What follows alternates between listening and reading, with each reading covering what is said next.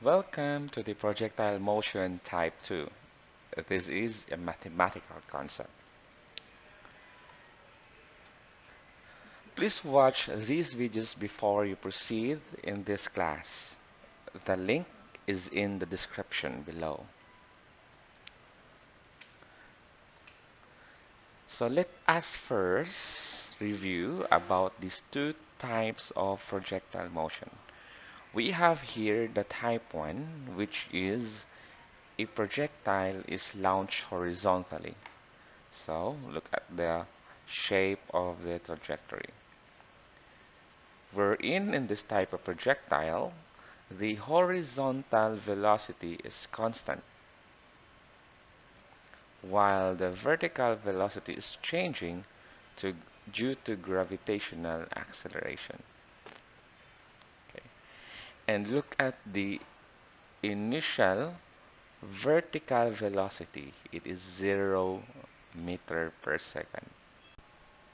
Now let's go to type 2, vertically launched projectile.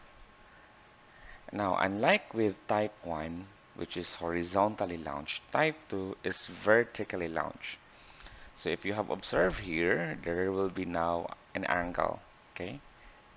So the result will be still the horizontal velocity component remains the same all throughout the process, but the initial vertical velocity will be no longer zero, just like with horizontal velocity, but it will have a certain amount. Now here's the formula that you can use in solving projectile motion. Now if the variables is found in the horizontal direction or the x direction, for example for the range or for the initial initial horizontal velocity, then you can use the x direction.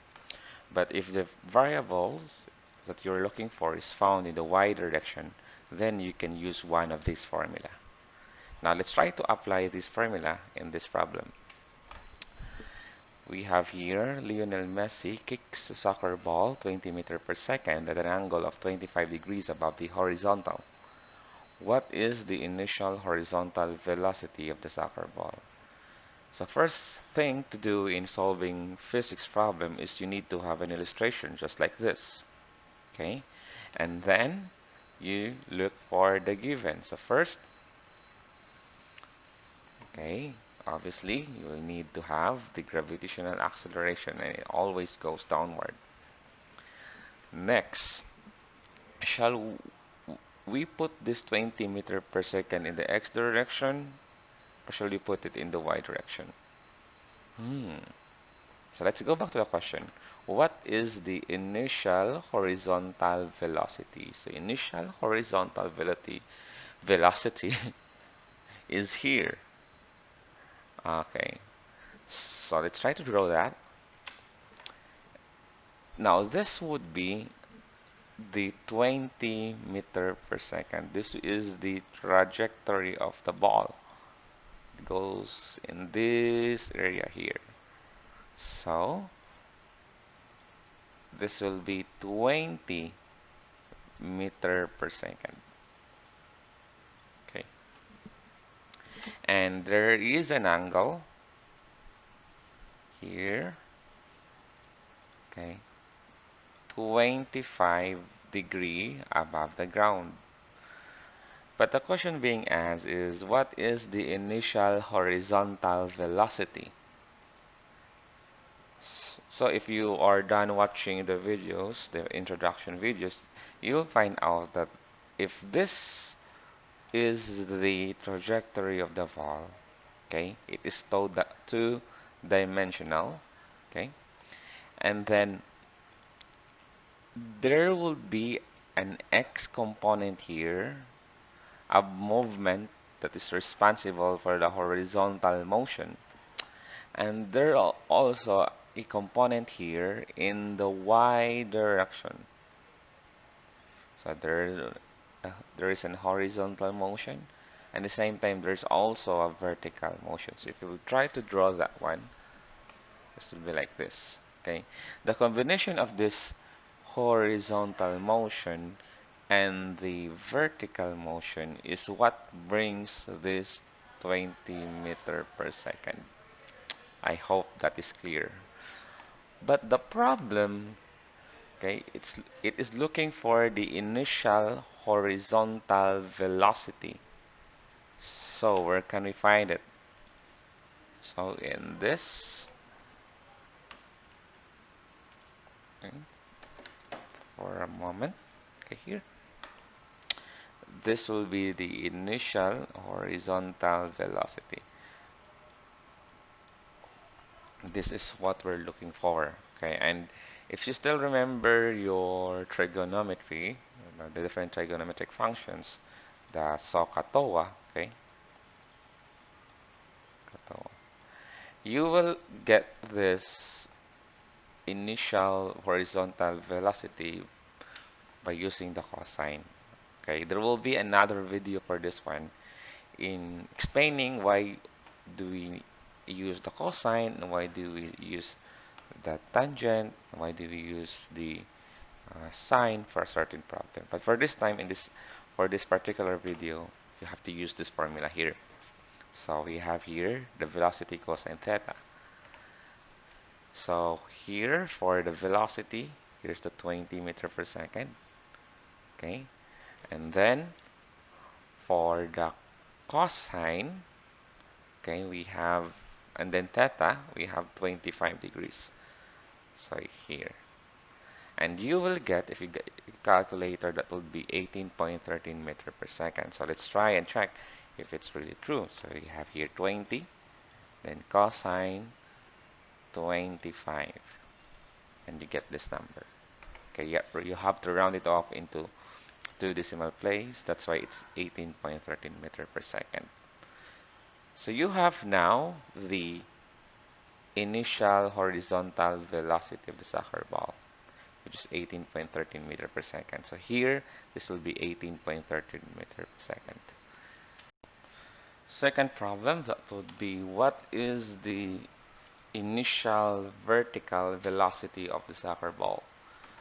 So we have here the given, still related from the previous problem. So we already found out the initial horizontal velocity, which is 18.13 meter per second. And then we have also the acceleration. But we are looking for the initial vertical velocity. So here is the 20 meter per second. Okay, this is the 20 meter per second.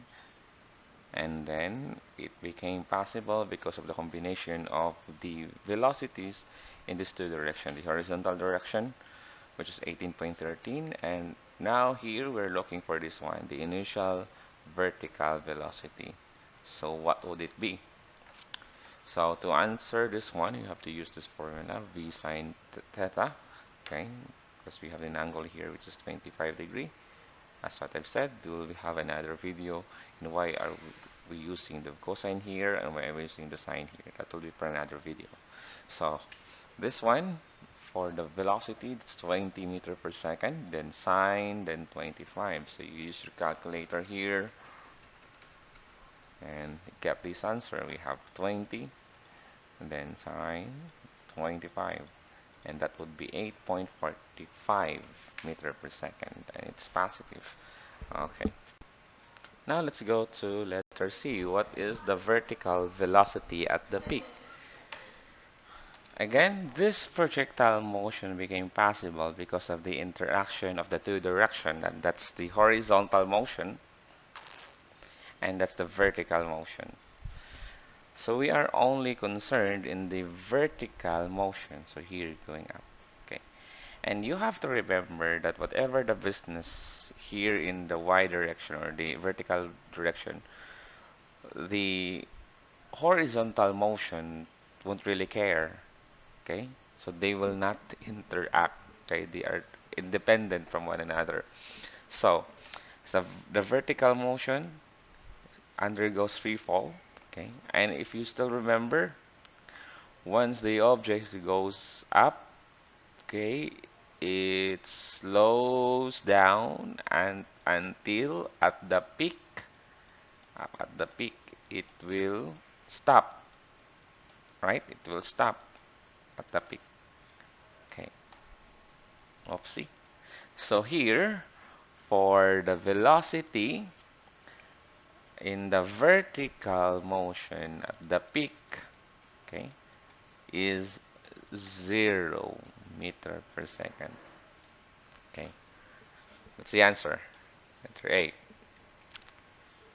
For the horizontal velocity at the peak, okay, so once the ball undergoes projectile motion, okay, there is a horizontal component of it, okay, and it is clearly stated from the previous videos that whatever the initial horizontal velocity of the projectile or of the object, it will stay the same. So if the initial horizontal velocity is 18.13 meter per second, it will stay the same at any point of the projectile motion. So at the peak, okay, at the peak, the horizontal velocity would be 18.13 meter per second to the right. Now let's go to letter E. What is the velocity at the peak? So it's no longer asking what is the horizontal velocity at the peak or the vertical velocity at the peak, but this time the velocity of the peak. So here, so we have the data from the previous problem that in the horizontal velocity, the peak, that it's 18.13 meter per second. Okay, and the um, vertical velocity at the peak, that's 0 meter per second. Okay, so what do we have here? The quick answer, that would be the velocity of the horizontal direction, which is 18.13 meter per second. And if I use math of this one, we're going to use the Pythagorean theorem. So how? We just simply plug it this number. So we have here the velocity at the peak is equals to the square root of the Vx squared plus Vy squared. Okay, and you plug this number, okay, and you still get this 18.13 meter per second. Okay, and it would be still obvious because the component here in the y direction or in the vertical direction is 0. So the only acting velocity would be 18.13 meter per second. So the answer here would be letter C. For letter F, what is the horizontal acceleration of the soccer ball? So here, if you can still remember that the horizontal velocity stays the same. Okay? In this problem, that's 18.13 meter per second. Okay? And for the object that is accelerating, okay, there would be three criteria. So if you will know if the object is accelerating, if number one, if there is a change, oh my goodness, with my handwriting here, I'm so sorry, change in speed. Okay, is there a change of speed in this situation? I think there's none. And then if there's also a change in direction, is there a change in direction for the horizontal velocity? I think there's none. Or you can have both. Oopsie. Okay, meaning there's change in direction and change in speed. So for the horizontal velocity, there's none. There's no change in speed and there's no change in direction. So the answer would be letter A. Okay. And for the vertical acceleration, because in the vertical motion, okay, the vertical motion, the force of gravity is always acting, and as a result, it would create an acceleration of negative 9.81 meter per second squared. Okay, so the answer would be letter B. Direction is always going down. Okay, let's go to letter H, and the question is, what is the maximum height reached by the ball? So I have here the illustration. So where can I find the maximum height? So it's here. So from this point to this point, and you get the Y here. Okay. So after the illustration, you go back to the given. So what do we have it here? We already found out the initial vertical velocity and the initial horizontal velocity. Okay, we have also found out the velocity at the peak, which is 0 meter per second, and also the acceleration. So the data that we can gather here is at the peak, in the horizontal motion, okay, at the peak the velocity is 0. That's why, oh my goodness, forgive my handwriting. Okay, that's why we have 0 meter per second here. And then you get your formula table and then check. Start with what's being asked. That's the height. So for the height, do we have height here? No. So x. How about here? Yes, we have height. And also here, and also here. Everything's good.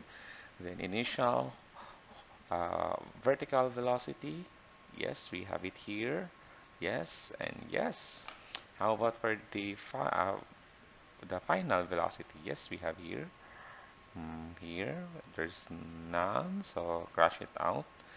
For the acceleration, yes, I have it here. We have it here. Here, there's none. Okay. So we can use this second formula, and I'll summon it. Oopsie. Okay, here it is. Then plane substitution. Uh, you put squared on this one. Oopsie. So what it would be totally useless because it's 0, but nevertheless we have to make it right. And then just plain substitution. So you have this, you have this, and you have this. Okay, just simply copy. And then simplify. So 8.45 squared, you're gonna get this 71.4025.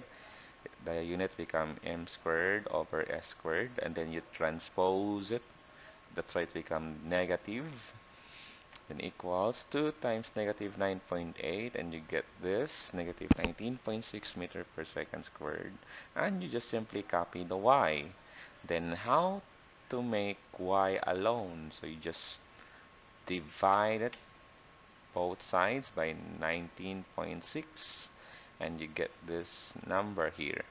Then cancel, cancel, cancel this one, and you'll have this number. Everything is good.